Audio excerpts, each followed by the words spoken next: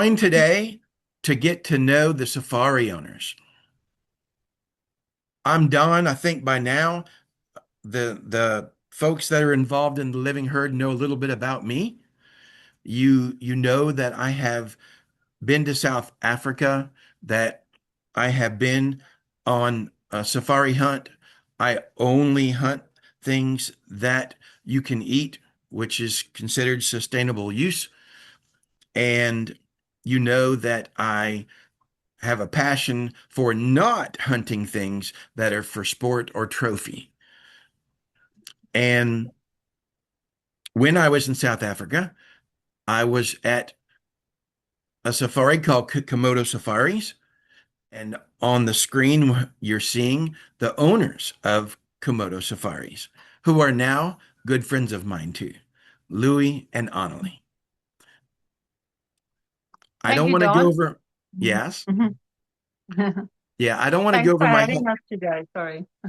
that's okay. I don't want to go over my whole story again with everybody because you can go back and you can watch that.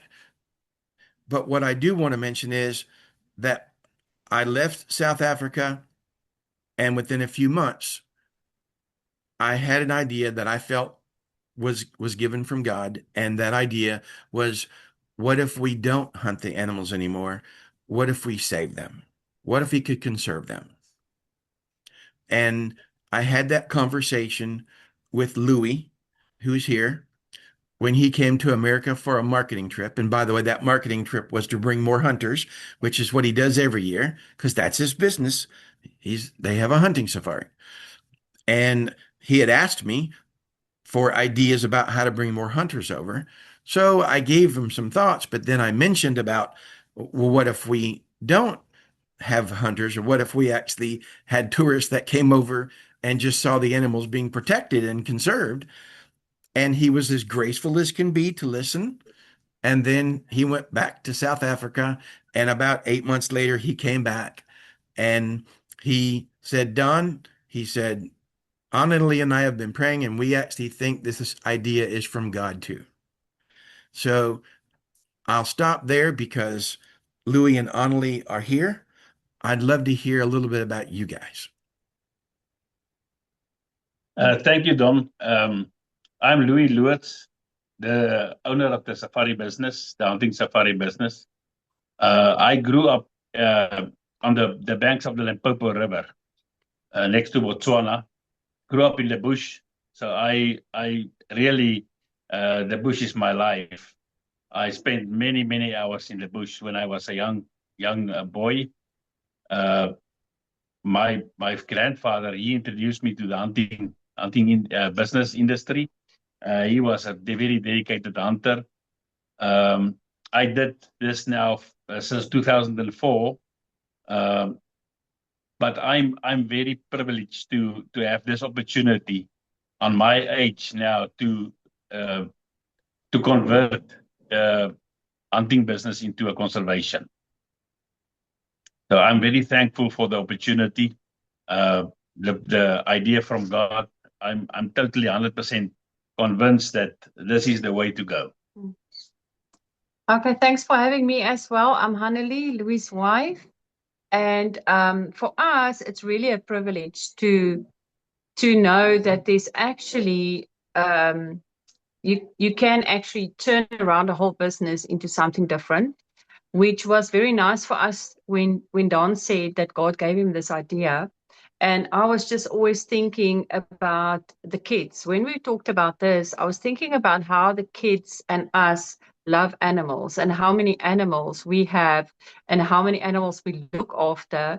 And then another special thing that I can also just mention about Tanique and Christine, that are both my two daughters that really loves animals. My one daughter really never wants to go out when we do go and harvest animals. She's my eldest, she's 30 years old, and the first time where her husband had to go and hunt animal for us for food, she didn't want to go with. And well, I said to her, you know what? It's his first animal. you just go with as a support. And she said, okay, Ma, this will be the first and the only time that I will go with, because it's my husband. So I think this is really dear to my children as well, that we can convert, and we're really privileged to be part of this. Thank you, Don. Thank you. I really want to explain something. When I grew up, um, game, wild game was a problem in South Africa. Uh, like wildebeest created a sickness for the cattle, so they had to be wiped out. Lions was a problem for the cattle and the sheep industry, so they need to be wiped out. And the farmers that farmed with cattle don't want any competition for the cattle, so they didn't want any animals on their property other than uh, cattle. So when the hunting industry started in about I would say late 1970, that created a lot. That did a lot for conservation in South Africa, because it brought value to game animals, and that's why a lot of the farmers jumped into game farming. And I can tell you that we definitely, I would say, 100 times doubled the figures of all the animals. Like sable was almost extinct in South Africa. Now there's plenty sables. Lions were almost extinct. They had to brought them back from zoos in Europe to breed them. And now we can, if the whole population of lions uh, died because of a disease in Kruger Park, we can put better genes and vaccinated lions back that cannot go extinct because of the disease. But now I see a problem, because this started to be a money making business, and in the financial situation that the whole world is in, people start to harvest too many animals. And that's going to create a big problem. I can see that a lot of outfitters already took kudu off the list. They cannot hunt kudu anymore because there's not enough numbers of kudus. And that's one example that we're running into trouble. And with the giraffes, if a farmer get into financial trouble, they hunt the giraffes for meat. So they just harvest the giraffes for meat. It's not very good quality meat, but you can use it. So I can see that there's a problem coming. And I think it's to start this business and convert this hunting business into a conservation. The timing is 100%. Thank you. I remember you had called me to say that you guys also felt like that this was from God. And then I remember you called me a couple months later, Louis, and do you remember this call where you said somebody sent you a picture of a kudu that got killed, and you said, Don, you said, I had a tear in my eye. You remember that? Yeah. And I was I like, remember. and I was like, wow. I said, you really do, you know, love these animals, right? And and to be able to, and people don't even know many of the different animals that we're talking about, but a kudu is just a beautiful animal, right? And we'll show, more and more of these as we're going through. And Yala, beautiful animals. Sable, beautiful animals. And most people don't even know what these are. And so we're gonna make a big difference in their lives. And at the same time, make a difference in your family's life too. Okay? That's true. That's true. Yeah. If I can just say something about Louis, he was always telling me, like he was telling now, his grandfather was a big hunter. He was a hunter because of meat. So that was how their family was sustained, because of the meat that you got from the farm. Yeah. And he said his father used to tell him that he's only allowed to shoot one impala for meat, and then he must slaughter it, process the meat, and when all that is processed, he's allowed to go and get another one. So that was actually a very good story that he could, teach Tanique as well, that this is the meat we kill these animals because we want to use it, we want to eat it. We make biltong and game um, jerky and all sausage of it. So it was a good story to know that his father was so strict about what he is allowed to do with the animals. That is great. So it gets back to the fact that your father and grandfather, they understood the need for what would be called sustainable use, right? To sustain the family, um, and not just shoot something for sport or trophy or to hang something on a wall or for a picture, right? Yeah. So that's Yeah, wonderful. I've got a very nice story from my dad. Uh, as my grandfather was a big hunter, and at the age of 9, a heifer uh, broke her leg. And my grandfather said to my dad, "We will have to shoot this cow and process it for meat." And he asked his dad, Are you sure you can eat cattle? You can eat beef." Because he never ate beef before the age of 9.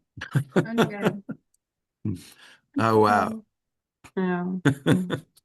All right. Well, I want you all to be able to uh, announce something. There's really only two things I wanted people to get from this. I wanted to see people to get to know you guys a little bit and how wonderful you guys are, right? And they understand why we're friends. And then I also want them to know one more thing. There's a surprise with Mama Giraffe that it would be great if you guys would please tell everybody. Okay. Drum roll. I'll begin the story. When I bought this property, there was only one giraffe on the property. That was a female. Beginning every month, I would see this female standing next to the fence and looking at the male at the other side of the fence. Because they come and eat, I think every 15 or 20 days. And that will take her to the fence when that happened. And I couldn't stand that anymore, so I had to buy a bull. I bought a young one, and he had to grow up before he would be able to breed with the female. And we were very hopeful that it will happen soon, because it was not a really very small one. It was about a year from breeding, be able to breed with the female. And so you can announce. Yeah. So we've got our lady giraffe has got a baby coming. She's about 6 to 9 months pregnant now. And we are expecting at 18 months pregnancy. That's And wonderful. what was very interesting about this situation is the moment I put that young bull on the property, they came together and they stayed together.